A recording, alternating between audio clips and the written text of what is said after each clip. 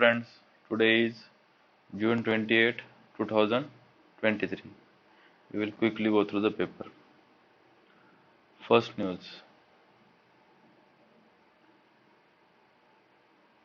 India needs a uniform civil code, affirms Modi. Modi ji ने बोला है कि यूनिफॉर्म सिविल कोड इंडिया की ज़रूरत है, ठीक है। और 22 लॉ कमीशन ने भी रिकमेंड किया है कि अभी जिनके भी ओपिनियंस हैं, sort of fresh suggestions from various stakeholders including public and religious organisations on UCC, ठीक है। 21 जो लॉ कमीशन था उन्होंने बोला था कि अभी ज़रूरत नहीं है, अभी टाइम भी नहीं आया उसका और नेसेसिटी भी नहीं है। लेकिन 22nd जो लॉ कमीशन है उसका टाइम पीरियड बढ़ाया गया है 1.5 साल के लिए, और उसने अभी सजेशंस मांगे हैं लोगों से और रिलीजियस ऑर्गेनाइजेशन से, ठीक है। मोदी जी ने ये बोला है कि अगर आप एक घर में रह रहे हो तो एक मेंबर पे एक लॉ और दूसरे मेंबर पे दूसरा लॉ नहीं चल सकता, ठीक है। Will go from his words, you tell me, if in the same family there is a one law for one member and another law for a second member, will that household will be able to function, ठीक है। बहुत खूबसूरती से उन्होंने ये बात बोली है। Can one run the country with such a dual system, तो यही उनका बोलना है, ठीक है। अभी जो मोदी जी ने बोला है, attacking his political opponents for using Muslim to further their interest at the cost of communities wellbeing, particularly that of Pasmanda Muslims. अब ये पसमानंदा मुस्लिम्स कौन होते हैं? ये जो दलित कन्वर्टेड मुस्लिम्स है, मुस्लिम्स में वो होते हैं। और इंडिया में 80% of these are Pasmanda Muslims, मतलब जो दलित मुस्लिम्स है, ठीक है। इसमें यही फैक्ट इम्पोर्टेंट था। मोदी जी एक इसको एड्रेस कर रहे थे, रैली, एक वर्कर्स की मीटिंग को, तो उन्होंने ये बोला है, ठीक है।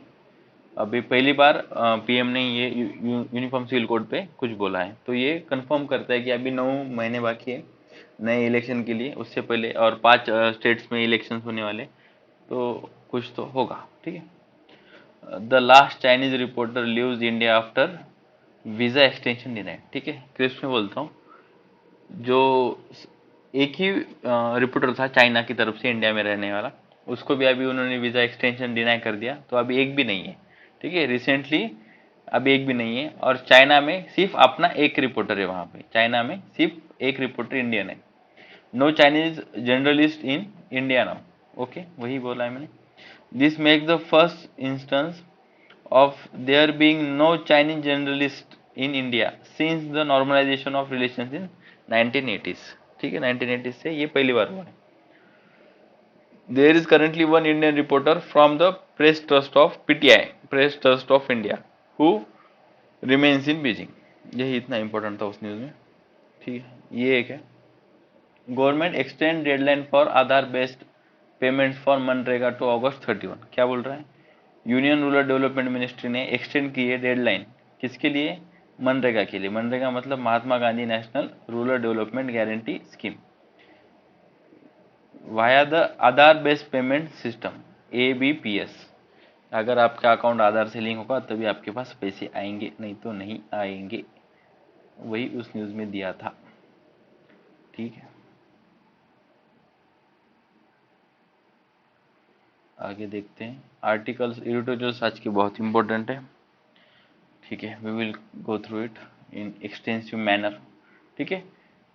Tracing the arc of America's exceptionalism for India, जो प्यार आ रहा है अमेरिका का इंडिया पे, एक्सेप्शनलिज्म मतलब हर जगह अपने के लिए वो एक एक्सेप्शंस बना रहे हैं, ठीक है। वो आर्टिकल में बताया गया है। देखिए, जब पाकिस्तान और इंडिया ने न्यूक्लियर टेस्ट किया था तो दोनों पे यूएसए ने 1998 में सैंक्शंस लगाए थे, न्यूक्लियर वेपन के टेस्ट की वजह से सैंक्शंस लगाए थे 25 साल पहले, ठीक है। तो उसके बाद से पूरा ग्राफ जो है डेवलपमेंट का वो ऊपर ही जा रहा है, ठीक है। देखिए, Clinton and Vajpayee era gives impetus to the summit level diplomacy, ये बहुत इंपॉर्टेंट इसमें चीजें दी है, आप नोट करके लीजिए। क्लिंटन एंड वाजपेयी इरा में किस डिप्लोमेसी को इम्पेटस मिला?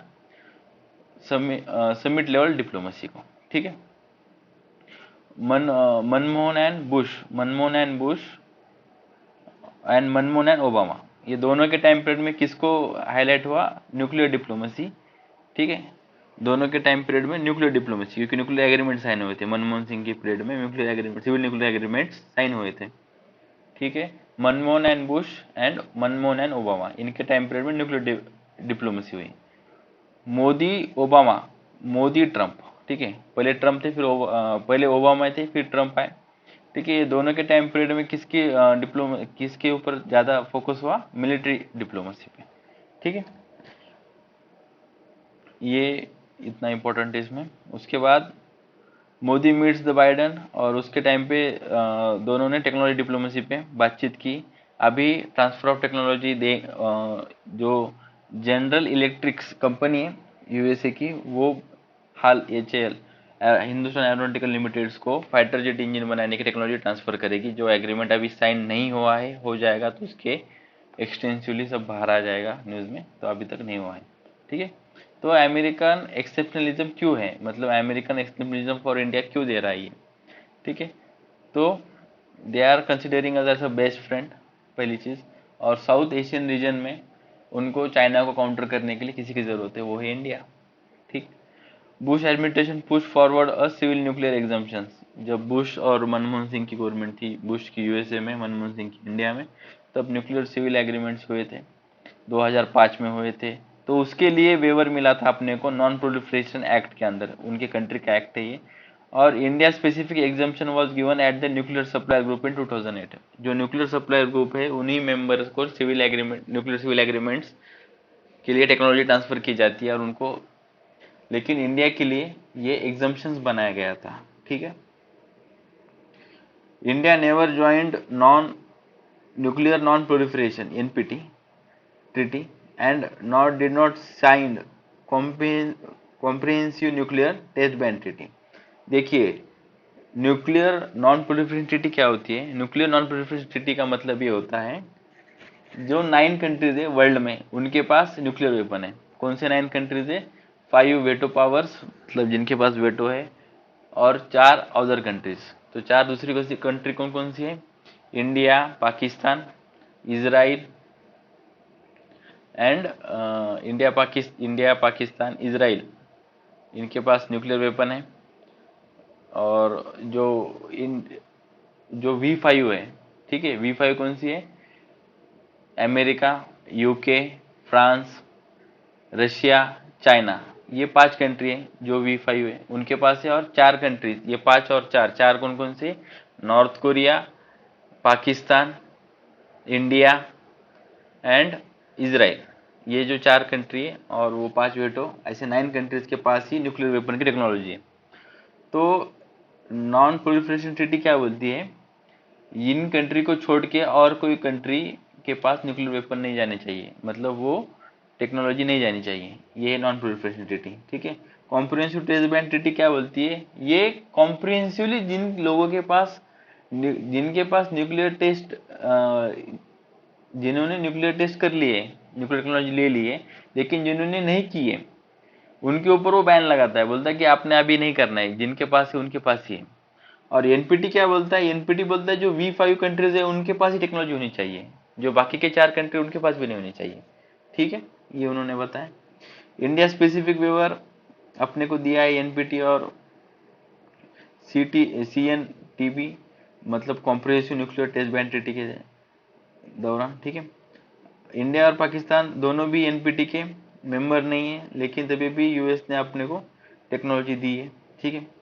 अभी यूएसए का एक एक्ट है काटसा, countering America adversary through sanction, यहाँ पे देखिए, countering America adversary through sanctions, ये एक्ट है। इसके अंतर्गत जो भी अमेरिका के एडवर्सरीज है, मतलब एनिमी कंट्रीज है, अगर उनके साथ कोई भी कंट्री वर्ल्ड में अगर रिलेशन बनाता है, तो उनके ऊपर वो सैंक्शंस लगाते हैं। सैंक्शंस यूएसए लगाता है उनके कंट्री की तरफ से, और बोलता है कि हम आपके साथ ट्रेड नहीं करेंगे, ये नहीं करेंगे, डॉलर नहीं, ये नहीं देंगे, वो नहीं देंगे, ठीक है। तो इंडिया ने अभी S-400 रशिया से खरीदा है। तो ये S-400 मिसाइल सिस्टम तो टर्की ने और चाइना ने भी रशिया से खरीदा था, लेकिन उनके ऊपर तो यूएसए ने सैंक्शंस लगाए, किसके अंदर? काटसा एक्ट के अंदर, ठीक है। लेकिन इंडिया को वेवर दे दिया गया, एग्जम्पशन दे दी गया है। अभी यूक्रेन वॉर हो रहा है रशिया से, तो अभी तभी भी अपन ऑयल इंपोर्ट कर रहे हैं रशिया से, तो अपने को सैंक्शन दिए गए। लेकिन उसी जगह अगर आप देखोगे, जर्मनी ने नॉर्थ स्ट्रीम 2 पाइपलाइन जो रशिया से जर्मनी की तरफ गैस लाती है, उनके उसके ऊपर, जर्मनी के ऊपर उन्होंने ये लगाया, उनको बोला कि आप उनसे इस पाइपलाइन को बंद करो, रशिया से कुछ परचेस मत करो, ठीक है। और एक चीज है, US commission on international religious freedom, US commission on international religious freedom, ये यूएस के खुद का डिपार्टमेंट है, उसके अंदर एक रिपोर्ट आती है इसकी, ठीक है। उसके उसके अंदर इंडिया को डाला गया है कंट्रीज ऑफ पर्टिकुलर कंसर्न, ठीक है। इसके अंदर डालो बोल के रिकमेंडेशन दिया है इस कमेटी ने, US commission on international religious freedom ने। लेकिन इंडिया को डाला नहीं गया है उस लिस्ट के अंदर, कंट्रीज ऑफ पर्टिकुलर कंसर्न, ठीक है। बाकी किस किस को डाला गया है, China, Russia, Iran, Saudi Arabia, Pakistan, Myanmar, ठीक है। वैसे पाकिस्तान भी अमेरिका का बहुत अच्छा दोस्त था, अभी नहीं है, ठीक है।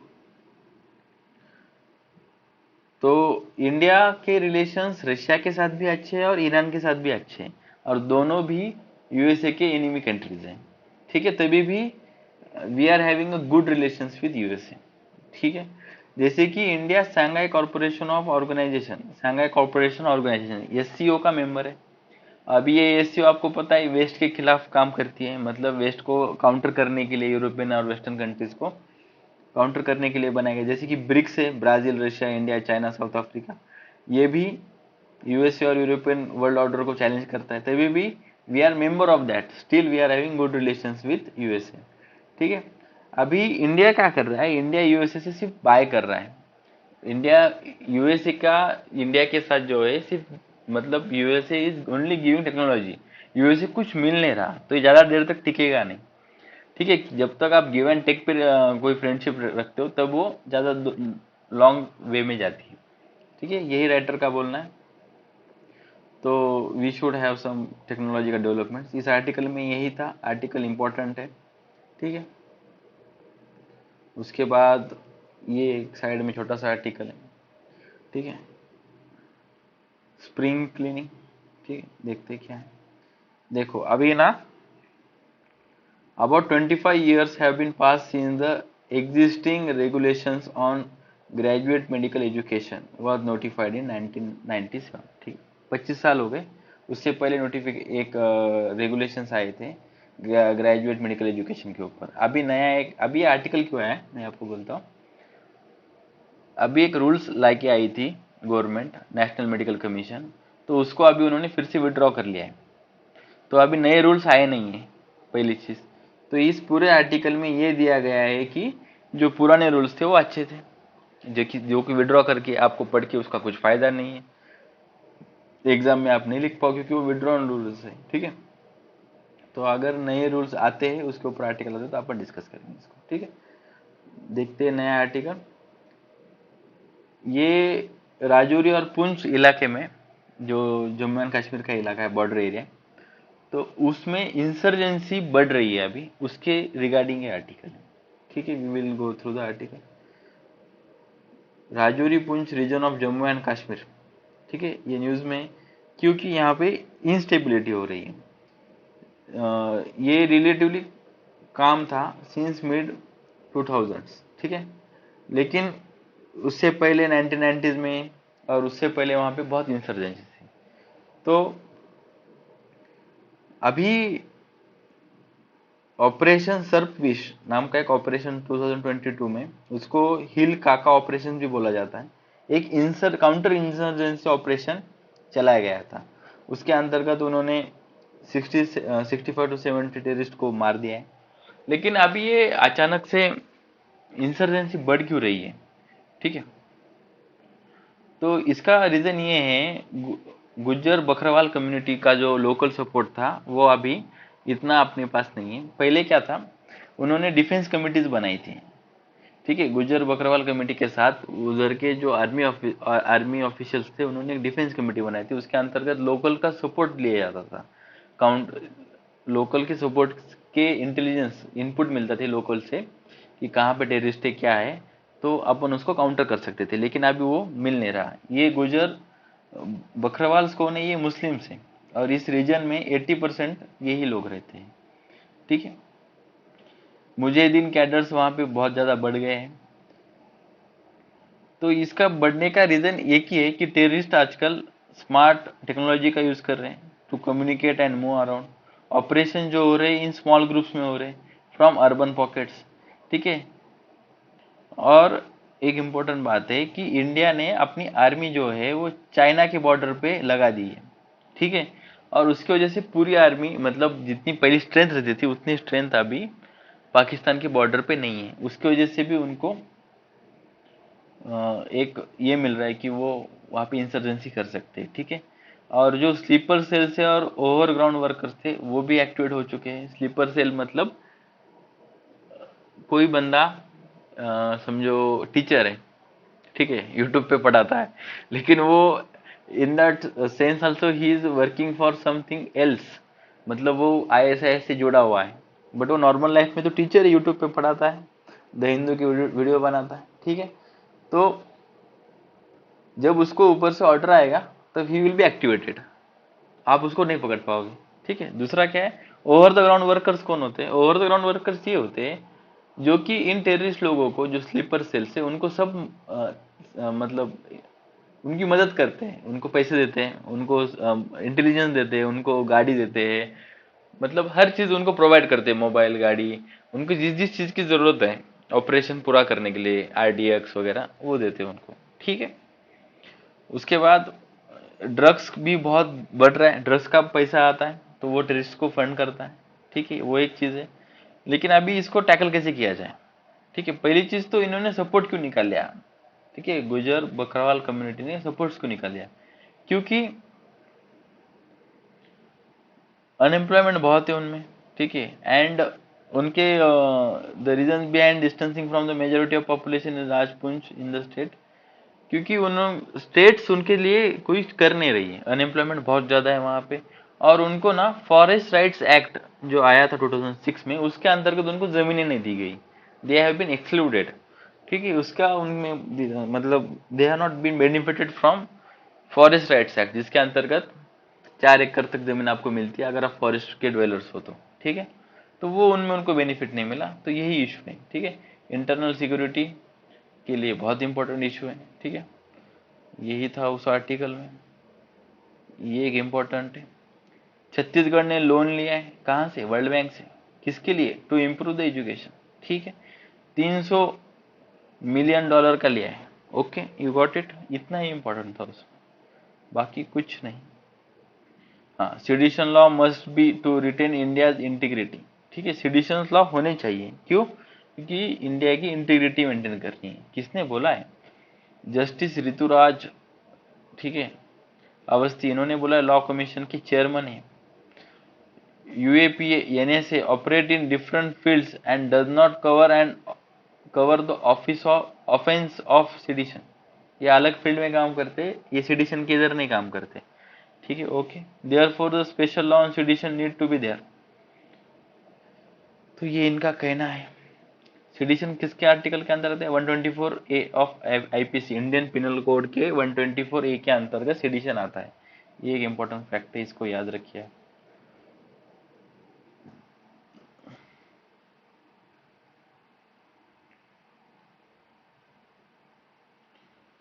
UCC pitch is bid to polarize the voters से तो अपोजिशन पार्टीज, उन्होंने बोला है कि UCC तो बस पोलराइज कर रहा है वोटर्स को।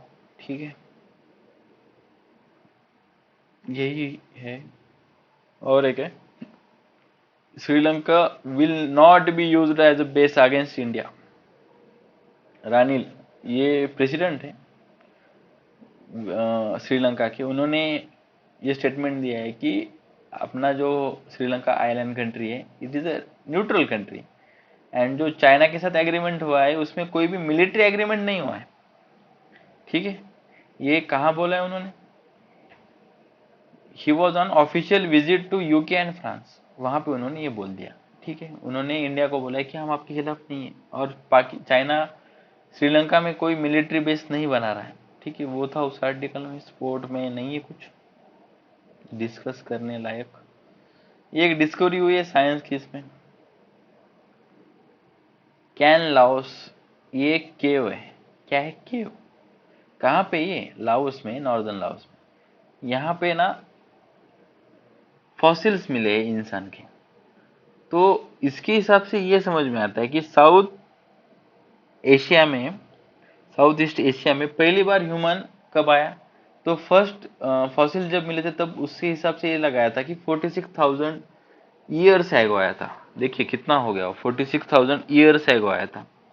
अभी जो नए फॉसिल्स मिले उसका इन्होंने बहुत सारा कार्बन डेटिंग, लिविनस डेटिंग वगैरह बहुत से टेक्निक्स यूज किए जो अपने काम के नहीं, और उससे डेट निकल के आ रही है at least 68,000 years ago and possibly as long as 86, 68 का उल्टा 86,000 ईयर्स एगो भी ये हो सकता है। यही था आज के न्यूज में। Thank you.